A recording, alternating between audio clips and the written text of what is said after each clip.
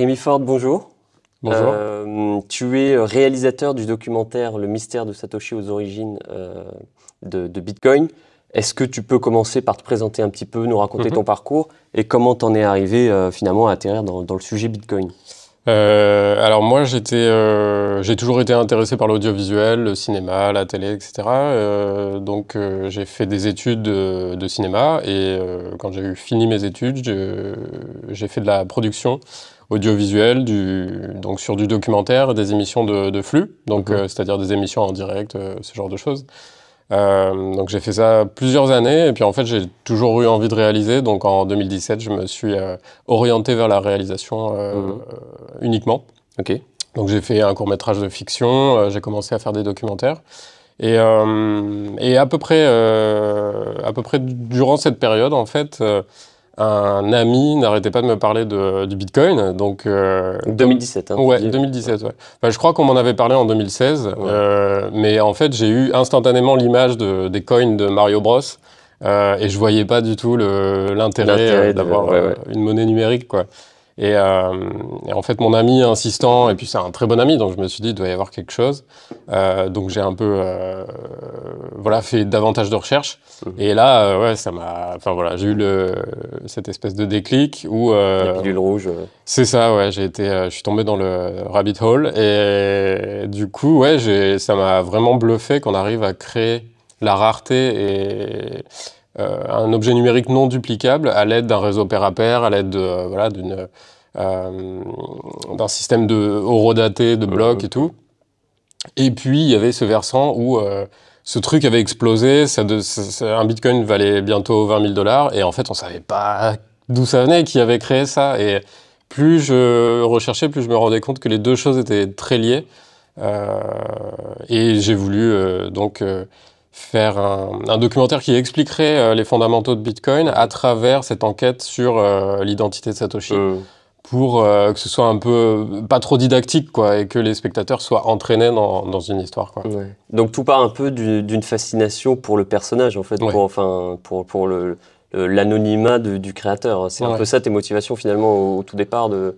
Oui, et puis c'était aussi que à cette époque, et encore un peu maintenant, mais on parlait surtout de l'aspect spéculatif, énergivore du Bitcoin. Et moi, je voyais surtout une prouesse, encore aujourd'hui, un peu moins, mais ça commence. Et je voyais surtout une prouesse informatique complètement folle, quoi. Donc c'était ça que j'avais aussi envie de mettre en avant, aborder le sujet d'un autre point de vue, quoi.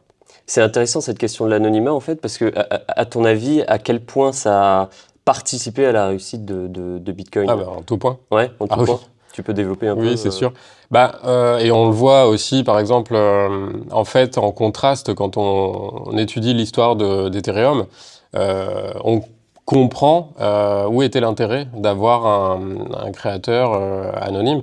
En fait, pour plein de raisons, il y a cette idée de décentralisation, donc on n'a personne qui va donner des directions, on n'a personne vers qui se tourner pour prendre des décisions. Ça, c'est très important, ça en fait une sorte de base commune.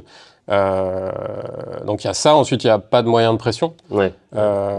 Voilà, ça c'est quand même important.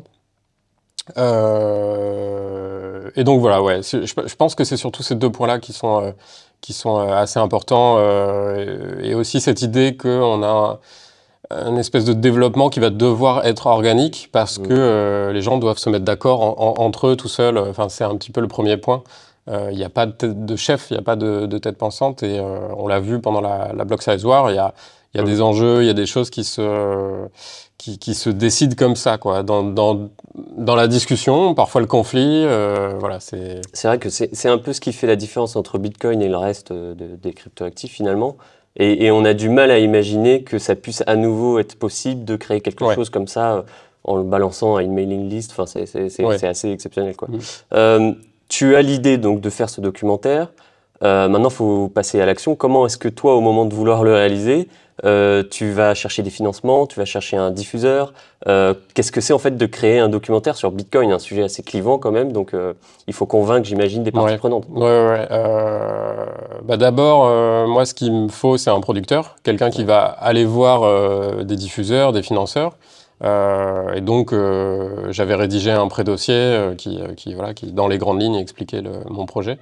Et puis, du coup, j'ai envoyé ce pré-dossier à plusieurs producteurs, j'ai eu des discussions, etc. Après, j'ai pas... comment dire, il n'y avait pas de réticence chez mes interlocuteurs, il y avait vraiment une curiosité. Parce que Bitcoin, c'est un truc dont tout le monde a entendu parler, sans vraiment savoir très bien ce que c'est. Il y a aussi beaucoup de poncifs, donc il y a cette histoire de poncifs, mais c'est vrai que... Tu t'es heurté à des personnes un petit peu quand même Pas trop. Pas trop. Honnêtement, pas trop. Je pensais, et, du coup, j'avais préparé mes réponses et le terrain là-dessus. Ouais. Mais... donc on l'a pas dit, mais c'est Arte qui a accepté aussi de diffuser... ça. Oui, en fait... Donc tes échanges avec eux, ça s'est passé très bien. naturellement. En fait, j'ai rencontré Igal Cohen de la société ICO, qui est producteur et qui était tout de suite intéressé par le sujet, qui avait plein d'idées assez ambitieuses sur la série. Et lui avait déjà travaillé avec Arte. Donc il m'a proposé d'aller les voir, on les a rencontrés. Et non, la communication était très fluide, il y avait une grande curiosité de leur côté aussi, leur part, ouais. Parce que Bitcoin, vu comme un fait de société, quelque chose qui questionne l'économie, la monnaie, et aussi beaucoup de notions philosophiques, c'était un truc sans fin. Donc ils nous ont vraiment encouragés à aller dans les directions qu'on voulait prendre. Génial. On l'a pas dit, mais le succès a été quand même énorme. Hein. Enfin, sur YouTube, j'ai regardé, c'est un peu plus de 2 millions de vues. Sur la chaîne d'Arte, il y a eu des diffusions sur le site internet aussi d'Arte ou sur d'autres supports, ils ont fait une diffusion sur Twitch. Donc on a vraiment un nombre de vues qui est assez impressionnant. Et finalement, pour un sujet, et surtout, on va y revenir, mais avec une approche qui est très cypherpunk, donc c'est pas obligatoirement ce qui plaît le plus au grand public. Comment t'expliques, toi, ce succès? Est-ce que tu t'y attendais finalement d'avoir une telle rencontre avec un public? Non, je pense que je m'y attendais pas. Moi, j'espérais qu'on fasse 400, 500 000 vues. Là, c'est vrai qu'on est à plusieurs millions. Et après, c'est vrai qu'il y a cette force de frappe d'Arte aussi qui est quand même chouette, quoi, parce que le truc est sorti dans plusieurs pays en même temps, au même moment. Et puis ensuite, comme il y a eu des versions traduites, du coup. Il y a eu une version anglophone de la voix off. Après, le reste, c'est sous-titré, mais du coup, Arte distribue la série aussi dans d'autres pays. Donc, je sais que ça a été diffusé à la télé suisse, un truc comme ça. Enfin, donc, ça a bien marché. Je m'y attendais pas. Je pense que ça marche parce que à la fois, les gens ont envie de comprendre ce que c'est, vraiment. Et on a fait un travail de vulgarisation pour ça, je pense et j'espère. Et ensuite, on a quand même une ambiance, on a du dessin animé. Il y a une animation qui est géniale. C'est le succès aussi, je pense que. Victorien Obino, donc qui est illustrateur, un illustrateur nantais qui a fait toute l'animation et le motion design aussi sur la série, a fait un travail de fou. Et je pense que ça joue beaucoup pour l'attrait de la série. Le bouche à oreille est parti aussi de là, je pense. Au-delà de la qualité de la narration, il y a la réalisation qui est vraiment au top. On venait d'en parler là sur l'aspect cypherpunk. Tu choisis vraiment, en fait, dès le début du documentaire, d'axer le sujet sur les origines donc, de Bitcoin, l'esprit cypherpunk, le respect de la vie privée, les données personnelles. Finalement, tu aurais pu aussi partir sur des questions plus monétaires, par exemple. Tu abordes beaucoup moins ce sujet-là dans ton documentaire. Pourquoi ce choix? Qu'est-ce qui a guidé finalement le fait de revenir peut-être à ces origines-là et pas à des questions qui auraient pu plus intéresser le grand public, comme la monnaie, le prix, des choses qui...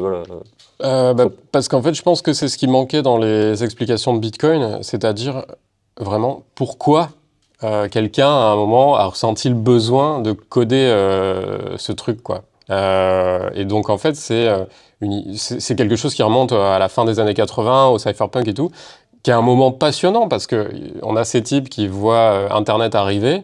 C'est un truc de niche. Il y a genre 600 sites accessibles. Et eux, ils voient un petit peu, ils déroulent la pelote et ils comprennent que potentiellement, il y a des acteurs un peu, avec des mauvaises motivations qui vont pouvoir s'emparer des données, etc. Et ils en viennent à l'argent, évidemment. Et voilà. Et donc, ça me semblait important. Et puis après, c'était... tout le délire un peu paranoïaque, cyberpunk, etc. C'est quelque chose qui nous a aussi pas mal nourri, quoi. On le voit dans l'animation, je pense. Les références sont très science-fiction, un petit peu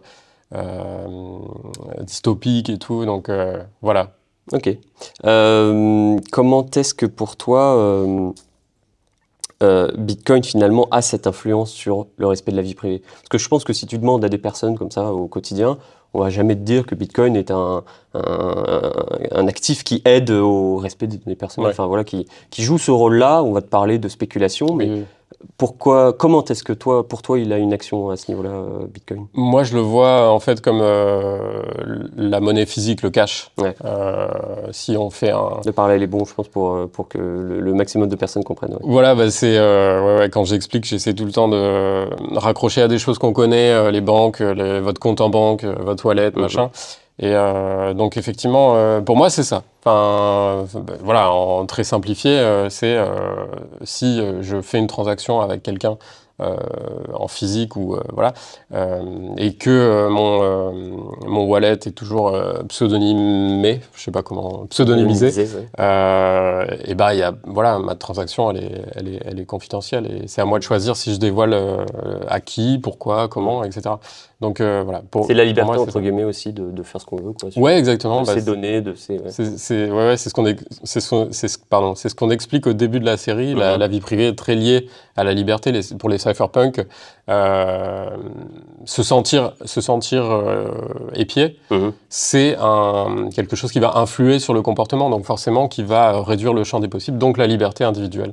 Donc ça, c'est aussi quelque chose qui est intéressant, qui a été théorisé depuis. Ça vient pas des cypherpunks, c'est vraiment en philosophie. Bien sûr, oui, voilà. Mais les cypherpunks l'ont théorisé avec l'approche d'Internet. Exactement. Etc. Oui, ils ont vu que ça allait devenir ce qu'on peut appeler un panoptique, quoi, quelque chose que voilà, on va pouvoir vous épier de tous les côtés, quoi. Ouais. Quel avenir tu vois justement pour le Bitcoin dans ce monde qui finalement continue de... est-ce que tu le vois comme une réussite? Est-ce que tu le vois restreint dans sa capacité à changer les choses?